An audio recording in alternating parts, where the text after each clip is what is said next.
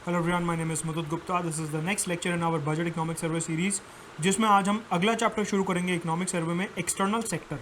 इसमें हम देखेंगे बेसिकली कि किस तरीके से फॉरेन ट्रेड हो रहा है, currency depreciation, current account deficit, FDI, FPI, currency manipulations और ये सारी की सारी बातें जो हमारे बाहर की दुनिया से, ग्लोबलाइज्ड वर्ल्ड से जुड़ी हैं, वो सारी की सारी बातें इस पर्टिकुलर लेक्चर में हम करने वाले हैं।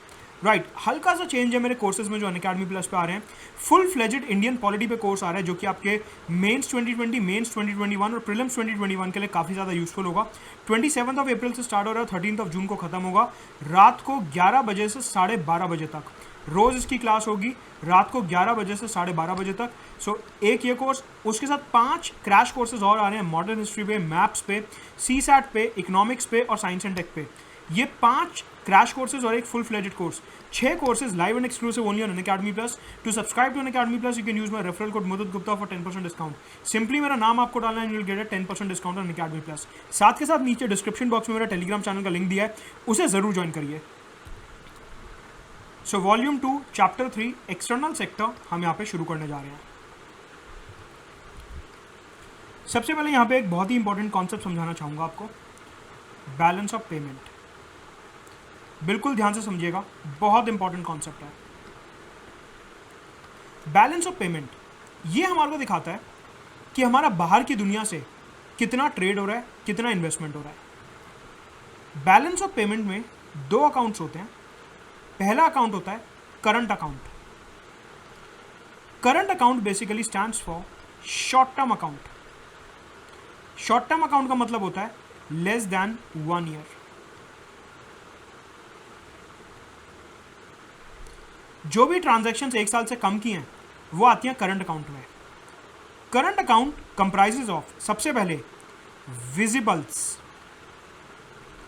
विजिबल्स में क्या आता है? गुड्स, जैसे कि आपका क्रूड ऑयल हो गया, आपका गोल्ड हो गया, एटसेट्रा। टेक्सटाइल हो गया, मशीनरी हो गई, फार्मास्यूटिकल हो गया, ये सब आता है विजिबल्स में। आपके करंट का दूसरा हिस्सा है इनविजिबल। इनविजिबल जो देख नहीं सकते आप। It comprises of 3 components. सबसे पहले आता है सर्विसेज। इन्फोसिस, टीसीएस जैसी कंपनियां जो बाहर सर्विसेज एक्सपोर्ट कर रही हैं यूएस, यूरोप को, वो आता है यहां पे। फिर आता है इनकम। इनकम में 3 चीजें आती हैं। क्या? प्रॉफिट। मान लीजिए रतन टाटा ने बाहर जैगुआर की फैक्ट्री लगा रखी है लंदन में, यूके से जो उनको प्रॉफिट आ रहा है वो यहाँ पे काउंट होगा। इसी के साथ साथ मार्क जुकरबर्ग ने इंडिया की काफ़ी सारी कंपनीज में पैसा इन्वेस्ट कर रखा है। वॉरेन बुफे ने इंडिया की काफ़ी सारी कंपनीज में पैसा इन्वेस्ट कर रखा है। तो वो लोग जो यहाँ से प्रॉफिट लेके जाएंगे अपने देश यूएस में, वो भी यहाँ पे काउंट होता है। फिर आता है इंटरेस्ट। मान लीजिए मुकेश अंबानी ने बैंक ऑफ इंग्लैंड से लोन ले रखा है, तो अब हर महीने, हर क्वार्टर, हर week Mukesh Ambani bank of England को जो इंटरेस्ट का पैसा देंगे वो आएगा इधर। फिर आता है डिविडेंड।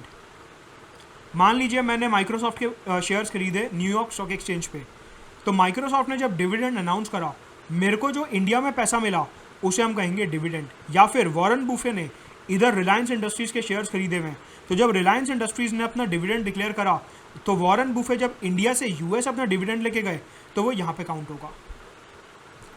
इनविजिबल्स में सर्विसेज और इनकम के बाद एक फैक्टर और आता है जिसे कहा जाता है ट्रांसफर्स। ट्रांसफर में सबसे पहला फैक्टर है रेमिटांस। रेमिटांस मतलब कि कोई इंडियन वर्कर अगर मिडिल ईस्ट में काम कर रहा है, कोई इंडियन वर्कर अगर दुबई में, आबू धाबी में, यूएस, कनाडा, ऑस्ट्रेलिया, इधर उधर काम कर रहा है और वो वापस अपने घर अपनी सैलरी अपने फैमिली को भेज रहा है, उसे कहा जाता है रेमिटांस। एंड देन आता है गिफ्ट।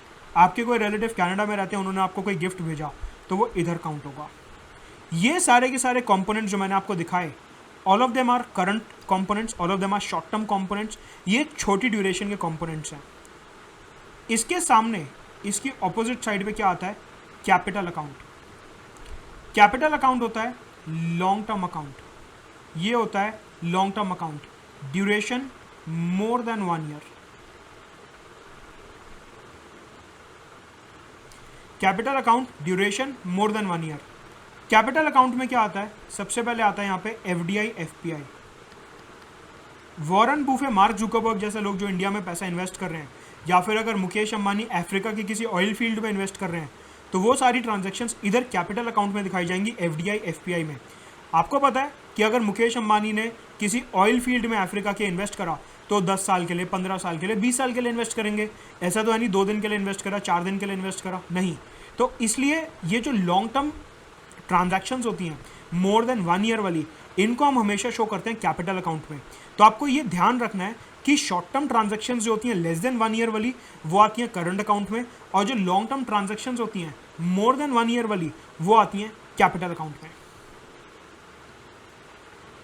इसके बाद यहाँ पे एक ट्रांजैक्शन और आती है, लोन्स। मुकेश अंबानी ने अगर बैंक ऑफ इंग्लैंड से लोन लिया तो उसको यहाँ पे दिखाएंगे। देखिए, पहले मैंने आपको क्या बताया, इंटरेस्ट। करंट अकाउंट में इनविजिबल वाले कॉलम में इनकम में जाके देखो इंटरेस्ट। मुकेश अंबानी हर महीने, हर हफ्ते जो इंटरेस्ट दे रहे हैं बैंक ऑफ इंग्लैंड को, वो शो होगा करंट अकाउंट में, क्योंकि इंटरेस्ट तो आपको हर महीने, हर हफ्ते देना ही है। जो उसका प्रिंसिपल अमाउंट है, जो आपको 20 साल, 25 साल बाद देना है, वो शो होगा कैपिटल अकाउंट में। तो देखिए, लोन्स जो हैं यहाँ पे 2 जगह रिफ्लेक्ट हो रहे हैं, एक करंट अकाउंट में इनविजिबल में इनकम के अंडर इंटरेस्ट में, मतलब कि मुकेश अंबानी जो इंटरेस्ट दे रहे हैं हर महीने बैंक ऑफ इंग्लैंड को, वो रिफ्लेक्ट होगा इधर करंट अकाउंट में, क्योंकि शॉर्ट टर्म है, इंटरेस्ट तो हर महीने, हर हफ्ते जा ही रहा है, और जो प्रिंसिपल अमाउंट वापस होगा वो तो 20-25 साल बाद होगा, इसलिए उसे दिखाया गया इधर कैपिटल अकाउंट में। और तीसरा इसका कंपोनेंट है मिसलेनियस। तो ये है हमारा पूरा का पूरा बैलेंस ऑफ पेमेंट इंडिया का। अब यहां पे आपको एक चीज ध्यान रखनी है, जब भी डॉलर्स जो हैं they are coming into India,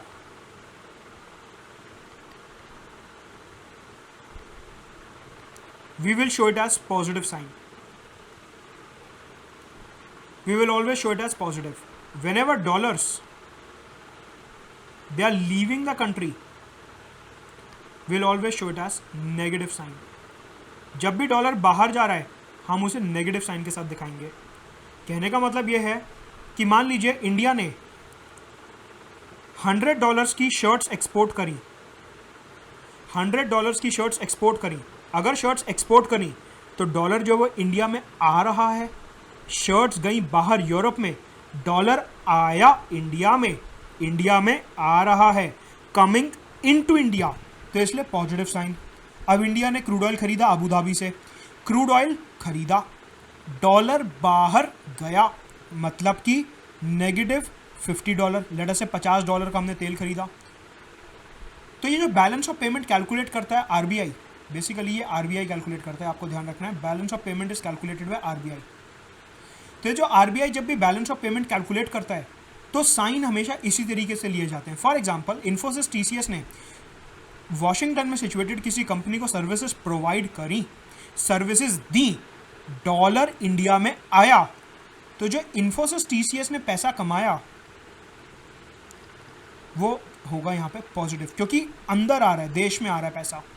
अब Warren Buffett, mark Zuckerberg Reliance के शेयर्स का डिविडेंड लेके यूएस चले गए, तो ये कैसे दिखाएंगे, -$50। मान लीजिए मार्क जुकरबर्ग और वॉरेन बुफे $50 लेके वापस चले गए, माइनस, साथ के साथ रतन टाटा को जैगवार की कंपनी में से $100 का डिविडेंड आया, इंडिया में वो डिविडेंड आया प्लस $100। तो इस तरीके से यहाँ पे साइंस जो हैं वो ध्यान में रखे जाते हैं। अगर पैसा इंडिया में आ रहा है, डॉलर इंडिया में आ रहा है तो पॉजिटिव साइन, अगर डॉलर इंडिया के बाहर जा रहा है तो negative sign. This is how we calculate the sign and this is how we calculate balance of payment, right. अब क्या होगा, करंट अकाउंट में जितनी भी ट्रांजैक्शंस हो रही हैं, ये येलो वाले सर्कल पे फोकस करिए please, focus upon yellow circle.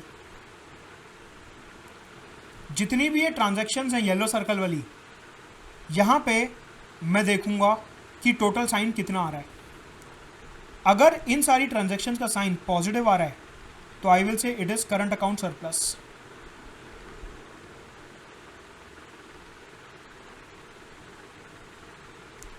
अगर इन सब का साइन नेगेटिव आ रहा है, then I will say it is current account deficit.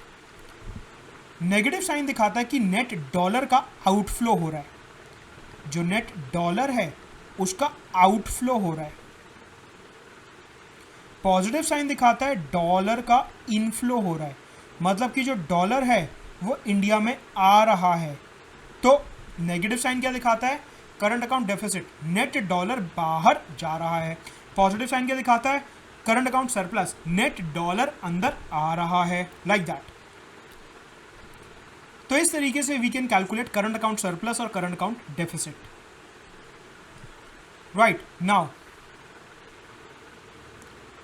Focus upon the blue circle. ये जो ब्लू सर्कल है इसकी जब हम नेट वैल्यू कैलकुलेट करते हैं पॉजिटिव या नेगेटिव, तो ये हमारे को देता है कैपिटल अकाउंट। अगर साइन पॉजिटिव है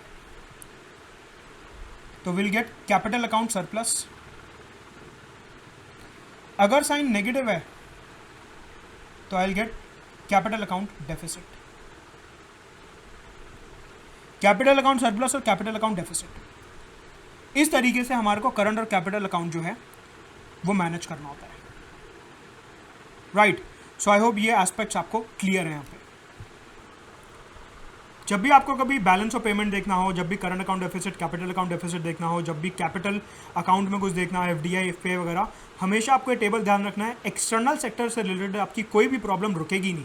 अगर ये टेबल आपको ठीक तरीके से समझ आ गया, एक्सटर्नल सेक्टर का एक भी क्वेश्चन आपका गलत नहीं होगा एग्जाम में। नाउ अगर हम बात करें balance of payment of India की, कि हमारे फॉरेन एक्सचेंज रिजर्व्स कितने हैं। If you talk about our foreign exchange reserves, foreign exchange reserves का मतलब कि आरबीआई के पास अभी कितने फॉरेन एक्सचेंज पड़े हैं हमारे फॉरेन एक्सचेंज रिजर्व में। तो इकोनॉमिक सर्वे दिखाता है कि फॉरेन एक्सचेंज रिजर्व्स जो हैं उसमें काफ़ी ज़्यादा हमारे को बढ़ोतरी देखने को मिली है, काफ़ी ज़्यादा इंक्रीमेंट देखने को मिला है। 2013-14 में हमारे जो फॉरेन एक्सचेंज रिजर्व्स थे देवर अराउंड $3.4 बिलियन। 2018-19 में देवर अराउंड $412 बिलियन। जनवरी 2020 में देवर अराउंड $461 बिलियन। तो हम ऑलमोस्ट $500 का मार्क जो है, $500 बिलियन का मार्क जो है वो टच करने वाले हैं in terms of foreign exchange reserves. Foreign exchange reserves आपको पता है कि आरबीआई मेंटेन करता है कि हमारे पास फॉरेन एक्सचेंज के फॉर्म में कितना पैसा आरबीआई की तिजोरी में पड़ा है। तो आज की तारीख में that is somewhere between 450 to 500 billion dollars, जो कि काफ़ी अच्छा नंबर है। एंड इट शोज कि हमारे यहाँ रुपी स्टेबिलिटी काफ़ी ज़्यादा है, क्योंकि अगर फॉरेन एक्सचेंज रिजर्व्स हमारे पास काफ़ी अच्छी मात्रा में आरबीआई की तिजोरी में पड़े होंगे तो हम रुपी को स्टेबल रख सकते हैं। राइट, तो ये हमारे को दिखाता है कि रुपी की स्टेबिलिटी काफ़ी ज़्यादा है। साथ के साथ हमारा जो करंट अकाउंट डेफिसिट है over the period of time वो काफ़ी ज़्यादा कम हुआ है। करंट अकाउंट डेफिसिट काफ़ी ज़्यादा कम हुआ है। बैलेंस ऑफ पेमेंट जो हैं वो इम्प्रूव हुए हैं। जो फॉरेन एक्सचेंज रिजर्व्स हैं वो इम्प्रूव हुए हैं। एक्सपोर्ट्स जो हैं वो इंक्रीज़ हुए हैं। एफडीआई और एफपीआई जो है वो भी इम्प्रूव हुई है। तो ये सारे के सारे पॉजिटिव सिग्नल्स हमारे को इस डेटा से देखने को मिलते हैं। लेकिन जैसा कि मैंने इस सीरीज़ के सेकंड और थर्ड लेक्चर में बताया था आपको, यहाँ पे एक नेगेटिव सिग्नल भी है।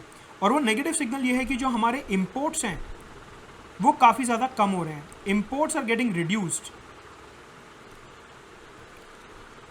अब मैंने आपको ये बताया था कि अगर इम्पोर्ट्स हमारे कम हो रहे हैं then it is not a very healthy sign in a way, कि इम्पोर्ट्स कम होने का मतलब है कि अल्टीमेटली हमारी जो सप्लाई चेन है दैट इज़ गेटिंग इम्पैक्टेड। यह मैंने आपको सेकंड और थर्ड लेक्चर में बहुत डिटेल में समझाया था। अगर आप ये पहली बार लेक्चर देख रहे हैं तो आई रिक्वेस्ट यू कि प्लीज़ आप एक बार शुरू वाला लेक्चर देखिए, आपको समझ आएगा डिटेल में कि इम्पोर्ट्स कम होना क्यों अच्छी बात नहीं है।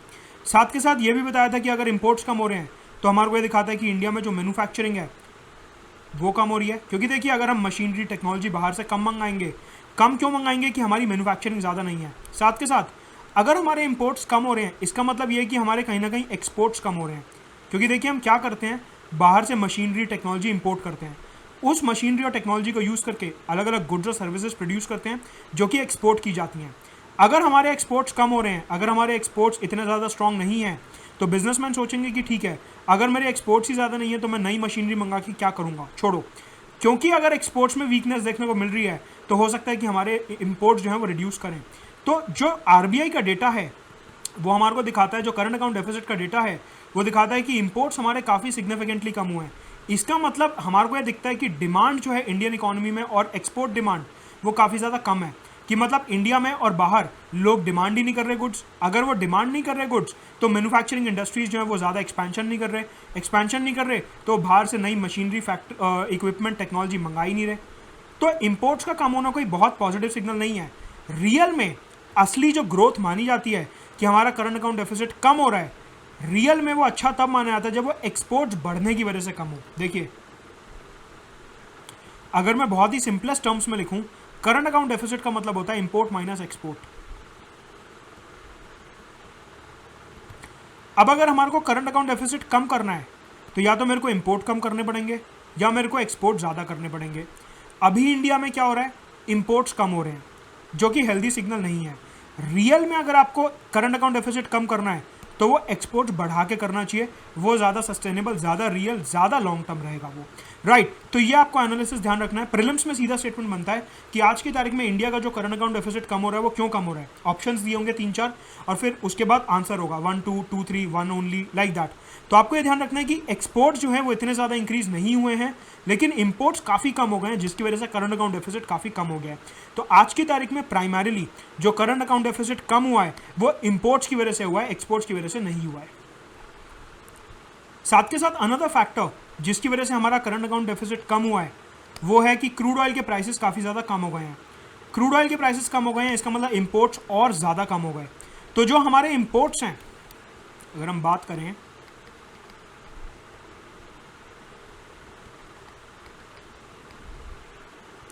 जो हमारे इंपोर्ट्स हैं वो दो वजह से कम हुए हैं। एक कि हमने नई मशीनरी, नई टेक्नोलॉजी ये सब मंगाना ही बंद कर दिया है। उन्हें कहा जाता है कैपिटल गुड्स। जो नई मशीनरी और टेक्नोलॉजी है उन्हें कहा जाता है कैपिटल गुड्स। तो हम कैपिटल गुड्स का इंपोर्ट कम कर रहे हैं, साथ के साथ क्रूड ऑयल प्राइसेस भी कम हो गए। इसकी वजह से, इन दोनों फैक्टर्स की वजह से हमारे जो इंपोर्ट है वो कम हुआ है, एक्सपोर्ट इतना ज़्यादा नहीं बढ़ा है, राइट। देखिए, लेट अस से dollar is coming into the country. ज़्यादा से ज़्यादा डॉलर जो हमारे देश में अंदर आ रहा है, if more dollar is coming into the country, मतलब कि हमारा करंट अकाउंट सरप्लस है, हमारे एक्सपोर्ट्स ज़्यादा हैं। लेट अस से हमारा कैपिटल अकाउंट सरप्लस है, हमारे एफडीआई एफपीआई भी काफ़ी ज़्यादा हैं। अगर ऐसा कुछ हो रहा है, इसका मतलब ज़्यादा डॉलर देश में आ रहा है, मतलब कि सप्लाई ऑफ डॉलर ज़्यादा है और जो हमारे को इंपोर्ट करने के लिए डॉलर चाहिए, जो डॉलर की डिमांड है वो कम है। अगर हमारे अकाउंट्स सरप्लस में हैं, इसका मतलब ज़्यादा डॉलर देश में आ रहा है और बाहर कम जा रहा है, इसका मतलब सप्लाई ज़्यादा है, डिमांड कम है। सीधी सी एक बात है, अगर किसी चीज़ की सप्लाई ज़्यादा, आप ऐसे सोचो प्याज की सप्लाई बहुत ज़्यादा है, डिमांड नहीं है, तो उसका प्राइस तो क्रैश करेगा ही। सिमिलरली यहाँ पे होता है डिट्टो सेम चीज़ कि डॉलर की अगर सप्लाई ज़्यादा और डिमांड कम है, तो अगर पहले $1 70 का था, अब $1 60 का हो जाएगा।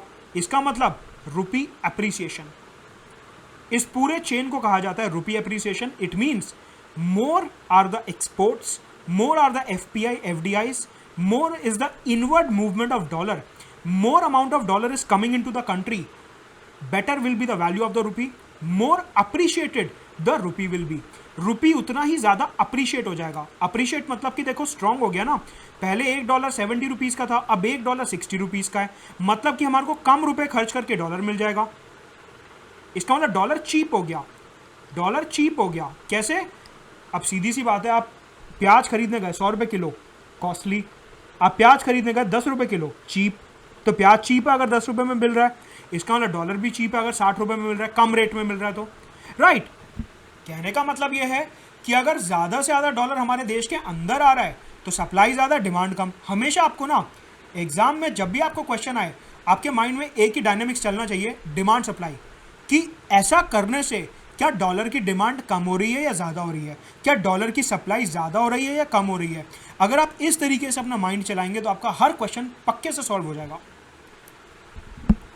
लेट्स से अब जो डॉलर है वो ज़्यादा से ज़्यादा हमारे देश के बाहर जा रहा है, मतलब कि current account deficit, capital account deficit.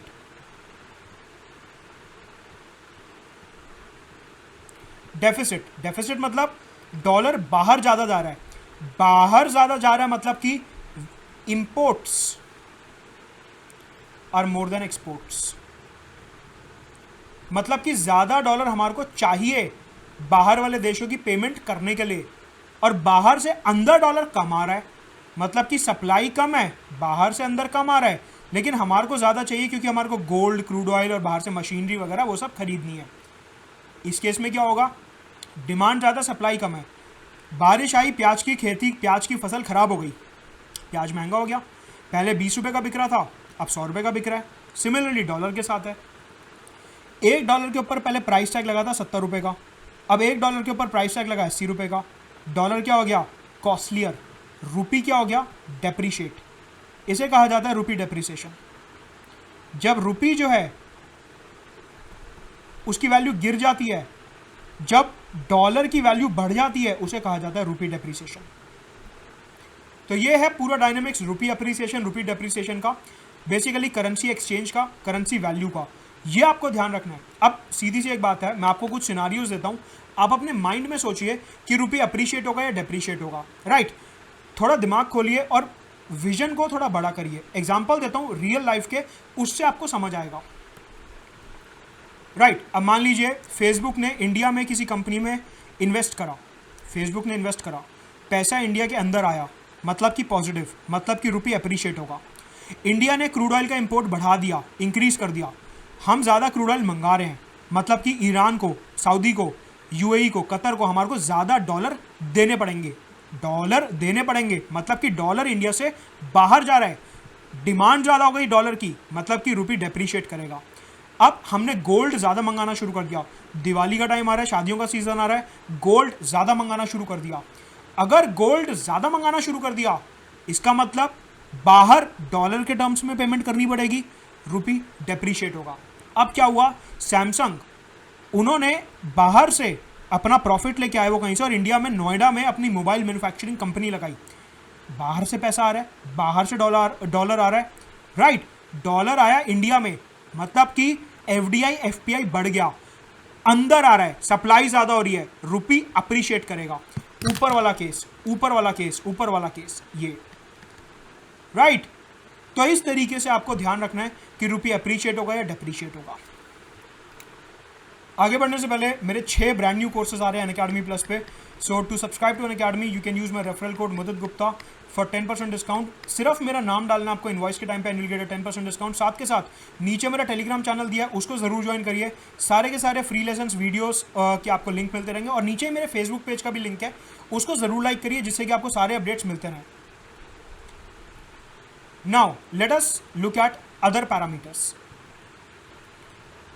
अगर हमारा करंट अकाउंट डेफिसिट इंक्रीज हो रहा है, मतलब कि अगर हमारे यहाँ डॉलर की डिमांड जो है वो सप्लाई से ज़्यादा हो रही है, तो हमारी रुपी की वैल्यू इंपैक्ट होगी, बैलेंस ऑफ पेमेंट हमारा बिगड़ जाएगा, balance of payment overall negative हो जाएगा। याद करो वो टेबल जो मैंने बनाया था करंट अकाउंट कैपिटल अकाउंट का, अगर हमारा करंट अकाउंट डेफिसिट बढ़ रहा है, मतलब कि नेगेटिव साइन वहाँ पे बढ़ रहा है, तो सीधी सी बात है हमारा बैलेंस ऑफ पेमेंट भी नेगेटिव हो जाएगा, राइट। अब आपको पता है कि जो आरबीआई है वो मेंटेन करता है फॉरेन एक्सचेंज रिजर्व्स। अभी मैंने आपको दिखाया कि आरबीआई के जो फॉरेन एक्सचेंज रिजर्व्स हैं वो जनवरी 2020 में अराउंड $461.2 बिलियन के थे। मतलब कि आरबीआई ने इतने सारे डॉलर्स जो हैं अपनी तिजोरी में भर के रखे हुए हैं इमरजेंसी टाइम के लिए, कि कल को अगर हमारे को बाहर वालों को पैसा देना है डॉलर के फॉर्म में, बाहर के देशों की पेमेंट करनी है डॉलर की फॉर्म में, और हमारे पास डॉलर नहीं है मार्केट में, तो यहाँ से हम उस डॉलर को अरेंज कर सकते हैं। ये मतलब होता है फॉरेन एक्सचेंज रिजर्व का। कहने का मतलब ये है कि अगर हमारा करंट अकाउंट डेफिसिट बढ़ता रहेगा, करंट अकाउंट डेफिसिट का मतलब है कि डॉलर की इंडिया में जो सप्लाई है वो कम होती रहेगी। कहने का मतलब ये है कि जो इंडिया के अंदर डॉलर आ रहा है वो कम होगा, और जो हमारे को डॉलर में पेमेंट करनी है बाहर वालों की वो ज़्यादा होगी, मतलब कि डिमांड ज़्यादा सप्लाई कम है। उस केस में ये जो फॉरेन एक्सचेंज रिजर्व्स हैं they can be used to make payment to the outside countries. जो बाहर की दुनिया के देश हैं, यूएस हो गया, कनाडा हो गया, यूके हो गया, मिडल ईस्ट हो गया, इन सब से जो भी हम गोल्ड, क्रूड ऑयल, अलग अलग टेक्नोलॉजी खरीद रहे हैं, इनको पेमेंट करने के लिए हम फिर आरबीआई के फॉरेन एक्सचेंज रिजर्व से पैसा निकाल सकते हैं। बेसिकली आपको ऐसे समझना है कि जो फॉरेन एक्सचेंज रिजर्व होता है that is an emergency measure, कि अगर मार्केट में डॉलर कम हो रहा है तो फॉरेन एक्सचेंज रिजर्व्स के थ्रू पेमेंट की जा सकती है बाहर वाले देशों की। राइट नाउ इकोनॉमिक सर्वे एक रेशियो हाईलाइट करता है और वो रेशियो है क्या? Current account deficit divided by foreign exchange ratio. ये ratio current account deficit to foreign exchange, ये रेशियो हमारे को बताता है हमारे सेफ्टी लेवल्स के बारे में। This ratio tells us about our safety levels. Prelims में और मेंस में सीधे सीधे यहाँ से सवाल बन सकता है, ध्यान रखिएगा प्लीज। इसका मतलब ये है कि मान लीजिए करंट अकाउंट डेफिसिट हमारा है 10 रुपीज़ का, फॉरेन एक्सचेंज रिजर्व में हमारे पड़े हैं $100, करंट अकाउंट डेफिसिट हमारा है $10 का, $10 का, फॉरेन एक्सचेंज रिजर्व जो आरबीआई की तिजोरी है उसमें पड़े हैं $100। ये हमारे को ये दिखाता है कि करंट अकाउंट डेफिसिट आज की तारीख में हम 10 बार पे कर सकते हैं। We can pay it 10 times. मतलब कि आज की तारीख में जो हमारे आरबीआई की तिजोरी में डॉलर हैं उसको यूज करके मैं करंट अकाउंट डेफिसिट कितनी बार पूरा कर सकता हूँ, ये हमारे को ये दिखाता है। यहाँ से हमारे को एक इम्प्लीकेशन समझ आता है क्या, कि अगर मेरा करंट अकाउंट डेफिसिट बढ़ेगा, बेसिकली अगर ये पूरा का पूरा रेशियो बढ़ेगा, if this ratio is increasing, तो यहां से मेरे को दो बातें समझ आती हैं। क्या?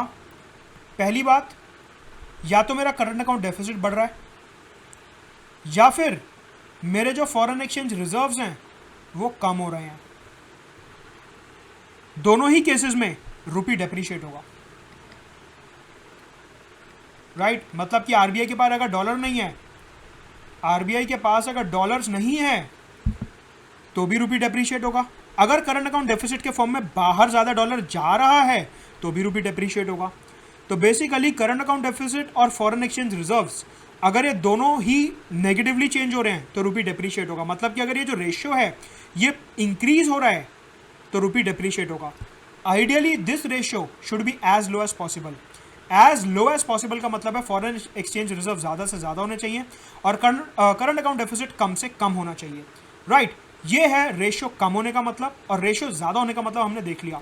तो आरबीआई और इकोनॉमिक सर्वे इस रेशियो को काफ़ी ज़्यादा महत्वपूर्ण मानते हैं। They give a lot of weightage to this particular ratio. मतलब कि more is the ratio more will be the depreciation of rupee, जो मैंने अभी आपको बताया। इकोनॉमिक सर्वे हमारे को दिखाता है कि जो हमारा करंट अकाउंट डेफिसिट है वो over the period of time काफ़ी ज़्यादा कम हुआ है। 2012-13 में हमारा current account deficit was at around 4.8% of the GDP. It was at around 4.8% of the GDP. आज की तारीख में it is somewhere around 1.5%. सबसे बड़ा रीज़न इस डिक्लाइन का है कि जब ये 2012-13 में 4.8% था, इस टाइम पे जो क्रूड ऑयल था उसका रेट था अराउंड $100 पर बैरल। एक बैरल का जो रेट था वो $100 के करीब था।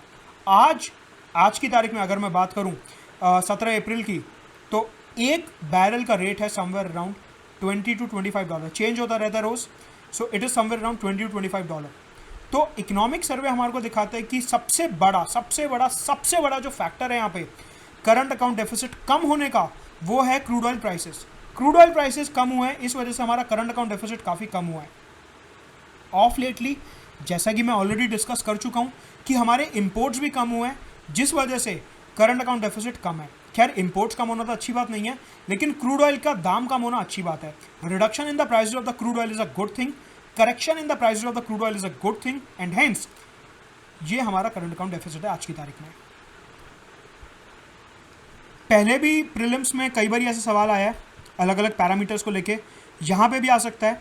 आपको ध्यान रखना है क्या, यूपीएससी में एक स्टेटमेंट बन सकता है that over the past decade the current account deficit of India has reduced drastically. अगर इस तरीके का स्टेटमेंट आता है तो वो स्टेटमेंट होगा ट्रू। आप खुद देखिए हमारा जो करंट अकाउंट डेफिसिट है वो 1/3 रह गया है। पहले इट वॉज अराउंड 4.8%, आज है 1.5%, तो 1/3 से भी कम रह गया है। इसका मतलब पिछले एक दशक में हमारा करंट अकाउंट डेफिसिट बहुत सिग्निफिकेंटली कम हुआ है। तो इस तरीके से अगर यूपीएससी आपको कोई प्रीलिम्स में स्टेटमेंट देता है तो आपको उसे ट्रू मार्क करना है। यहाँ पे इकोनॉमिक सर्वे हमारे को दिखाता है कि जो हमारा करंट अकाउंट डेफिसिट है मैंने आपको ये दिखाया है कि देखिए 1.5% के अराउंड है। इकोनॉमिक सर्वे कहता है कि ये जो करंट अकाउंट डेफिसिट हमारा 1.5% के अराउंड है, इसमें सबसे बड़ा रोल है दो कंपोनेंट्स का, ऑयल और गोल्ड। ये दो ऐसी चीज़ें हैं जो हम सबसे ज़्यादा इंपोर्ट करते हैं, और इनके इंपोर्ट की वजह से हमारा करंट अकाउंट डेफिसिट कई बार काफ़ी ज़्यादा हाई चला जाता है। कई बार जो हमारा करंट अकाउंट डेफिसिट बहुत ज़्यादा बढ़ जाता है, that is primarily on the back of oil and gold. साथ के साथ ये दिखाया गया कि जो हमारे एक्सपोर्ट्स हैं वो इम्पैक्ट हुए ग्लोबल स्लोडाउन की वजह से। एक्सपोर्ट्स अभी भी हो रहे हैं, लेकिन क्योंकि पहले ट्रेड वॉर्स थी यूएस और चाइना के बीच में, फिर यूएस और ईरान का कन्फ्लिक्ट आ गया मिडल ईस्ट में, जहाँ पे मिडल ईस्ट में काफ़ी ज़्यादा इंस्टेबिलिटी थी, अब आ गए कोरोना क्राइसिस। इन सब फैक्टर्स की वजह से ग्लोबल ट्रेड जो है वो ठप पड़ा है। इसकी वजह से इंडिया के जो एक्सपोर्ट्स हैं वो इम्पैक्ट हो रहे हैं। राइट, यहाँ पे दिखाया गया कि 2019 में ग्लोबल ग्रोथ थी अराउंड 2.9% और ग्लोबल ट्रेड ग्रोथ थी अराउंड 1%। राइट, अब तो खैर डेटा रेलेवेंट नहीं, क्योंकि कोरोना के बाद ये सारा स्टेटिस्टिक्स काफ़ी ज़्यादा चेंज हो गया है, तो आपको अब इस डेटा पे ध्यान नहीं देना, आपको सिर्फ एनालिसिस पे ध्यान देना है अब कि जो हमारा ट्रेड डेफिसिट है, जो हमारा करंट अकाउंट डेफिसिट है, that is primarily because of gold and crude oil, और हमारे एक्सपोर्ट्स भी काफ़ी ज़्यादा स्लो डाउन हो रहे हैं। राइट, और बाकी ये तो मैं आपको बता ही चुका हूँ कि हमारे इंपोर्ट्स काफ़ी ज़्यादा कम हो रहे हैं, which is not a very good sign, क्योंकि इंपोर्ट्स दो तरीके के बताए थे मैंने, ऑयल एंड कैपिटल गुड्स। तो कैपिटल गुड्स का जो इंपोर्ट है वो कम होना काफ़ी अच्छा नहीं माना जाता, ये मैं ऑलरेडी एक्सप्लेन कर चुका हूँ। और साथ के साथ ये भी बता चुका हूँ कि जो हमारा ट्रेड डेफिसिट कम हुआ है, जो हमारा करंट अकाउंट डेफिसिट कम हुआ है, उसमें एक बहुत बड़ा रोल है क्रूड ऑयल प्राइसेस का।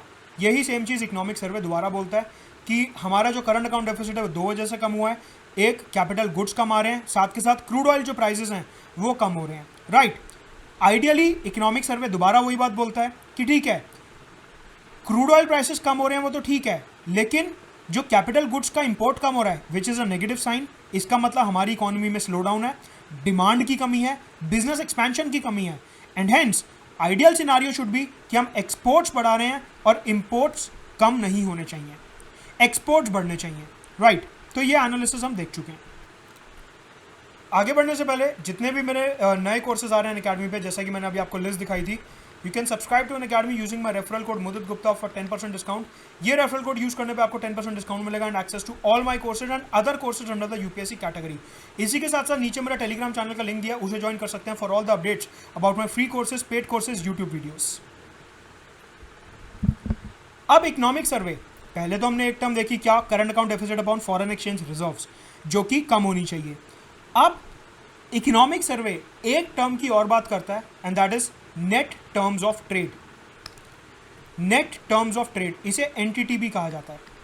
नेट टर्म्स ऑफ ट्रेड बहुत इंपॉर्टेंट टर्म है फॉरेन एक्सचेंज रिजर्व्स के पॉइंट ऑफ व्यू से, फॉरेन ट्रेड के पॉइंट ऑफ व्यू से बहुत इंपॉर्टेंट टर्म है। मतलब कि ये हमारे को यह दिखाता है कि अगर हम 100 रुपए के इंपोर्ट्स कर रहे हैं तो हम एक्सपोर्ट्स कितने के कर रहे हैं।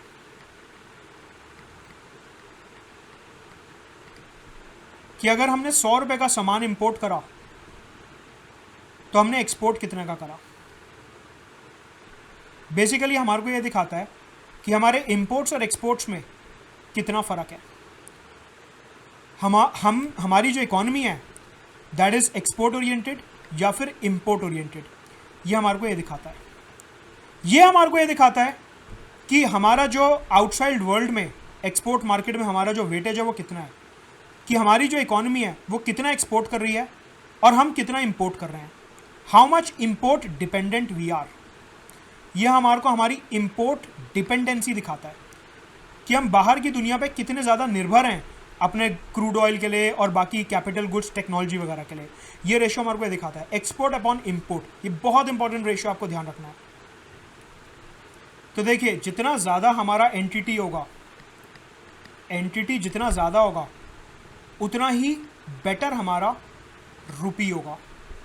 सीधी सी बात है, अगर एक्सपोर्ट ज़्यादा है, अगर एंटिटी हमारा ज़्यादा है then rupee will be appreciated. ये तो देखने से पता चल रहा है, ज़्यादा एक्सपोर्ट मतलब डॉलर अंदर आ रहा है, supply is more demand is less. तो अगर हमारा एंटिटी ज़्यादा है, नेट टर्म्स ऑफ ट्रेड ज़्यादा है, then it will lead to rupee appreciation. It will lead to rupee appreciation. और वहीं अगर हमारा एंटिटी कम है, if our entity is low, मतलब इंपोर्ट ज़्यादा है एक्सपोर्ट कम है, मतलब कि डॉलर चाहिए बाहर भेजने के लिए, डॉलर हमारा देश छोड़ के बाहर जा रहा है, मतलब कि रुपी डेप्रिसिएशन। तो नेट टर्म्स ऑफ ट्रेड हमारे को रुपी अप्रिसिएशन रुपी डेप्रिसिएशन एनालाइज करने में हेल्प करता है। जितना ज़्यादा एंटिटी होगा उतनी ही कंफर्टेबल हमारी सिचुएशन होगी, जितना कम एंटिटी होगा उतना ही ज़्यादा रुपी डेप्रिशिएट होगा, उतनी ही इंपोर्ट डिपेंडेंसी हमारी होगी।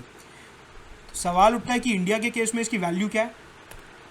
ये है ग्राफ। इंडिया के केस में आज की तारीख में इसकी वैल्यू अराउंड 67, कि हर 100 रुपये के इंपोर्ट के लिए for every import of 100 rupees we are exporting just 67 rupees worth goods. मतलब कि इकोनॉमिक सर्वे हमारे को दिखाता है कि हमारे जो इंपोर्ट्स हैं they are greater than exports, मतलब कि रुपी के ऊपर काफ़ी ज़्यादा डेप्रिसिएशन वाला प्रेशर है। Over the period of time more और लेस ये एंटिटी सेम रहा है।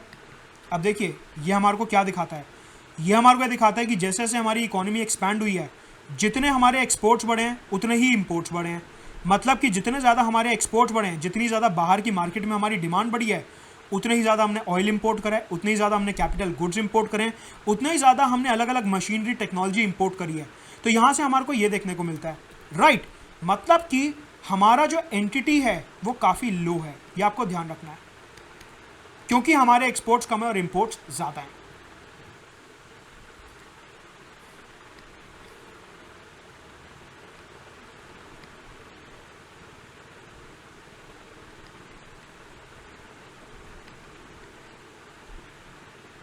आपको पता है that balance of payment is equal to current account plus capital account, ये मैंने आपको बताया।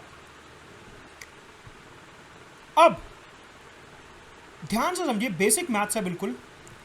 मैंने आपको बताया कि करंट अकाउंट हमारा डेफिसिट में है,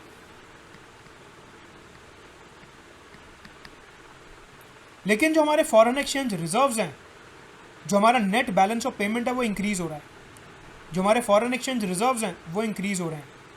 इसका मतलब हमारा जो कैपिटल अकाउंट है वो काफ़ी ज़्यादा इंक्रीज हो रहा है।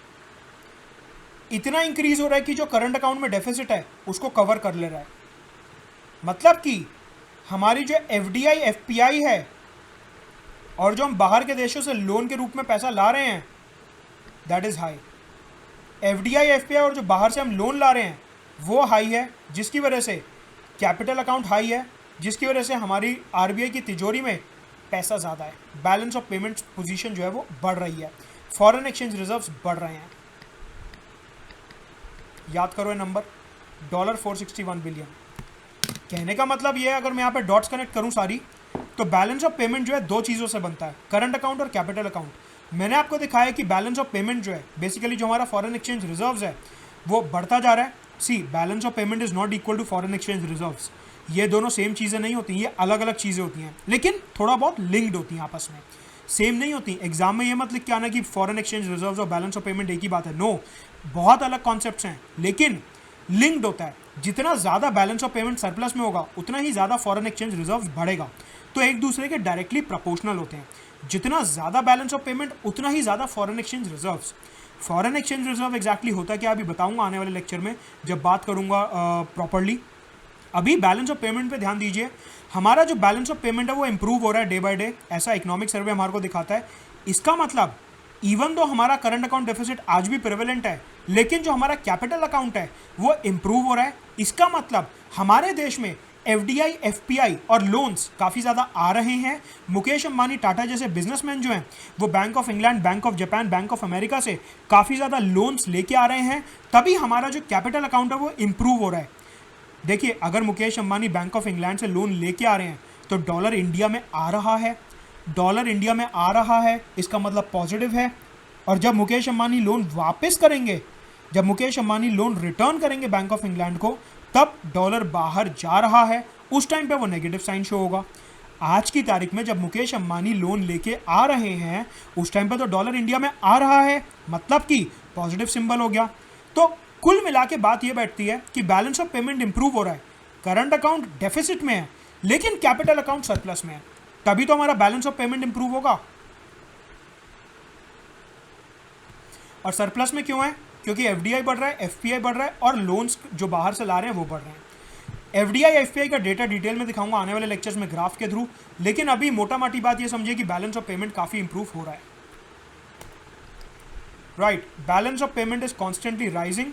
इसका मतलब करंट अकाउंट डेफिसिट तो अभी भी है, लेकिन हमारा जो कैपिटल अकाउंट है, जो एफडीआई एफपीआई है, वो काफ़ी स्ट्रॉन्ग है। मतलब कि हमारे यहाँ काफ़ी सारे फॉरेन इन्वेस्टर्स इन्वेस्ट कर रहे हैं। अब सीधी सी बात है, अगर वो हमारी देश की इकोनॉमी में इन्वेस्ट कर रहे हैं, इसका मतलब हमारी इकोनॉमी मोर और लेस स्टेबल है। इधर उधर थोड़ा बहुत डेटा चलता रहता है, लेकिन मोर और लेस इकोनॉमिक सर्वे का डेटा हमारे को दिखाता है कि हमारी इकोनॉमी के जो क्रेडेंशियल्स हैं वो काफ़ी ज़्यादा स्ट्रॉन्ग है। तो कुल मिला के बात ये बनी कि हमारा जो ट्रेड बैलेंस है, जो हमारा एंटिटी है इंपोर्ट अपॉन एक्सपोर्ट, ये थोड़ा सा ख़राब है, लेकिन हमारा एफडीआई एफपीआई वाला सिनारियो काफ़ी अच्छा है। तो कहीं ना कहीं जो कैपिटल अकाउंट और करंट अकाउंट हैं वो बैलेंस हो जाते हैं, और जो बैलेंस ऑफ पेमेंट है मोर और लेस वो इंप्रूव हो रहा है। राइट, नीचे डिस्क्रिप्शन बॉक्स में मेरा टेलीग्राम चैनल दिया है, उसको ज्वाइन कर लीजिए। And do subscribe to Unacademy plus using my referral code Mudit Gupta. और भी बहुत सारे लेक्चर्स आ रहे हैं इसके बाद, so keep watching and do subscribe my YouTube channel.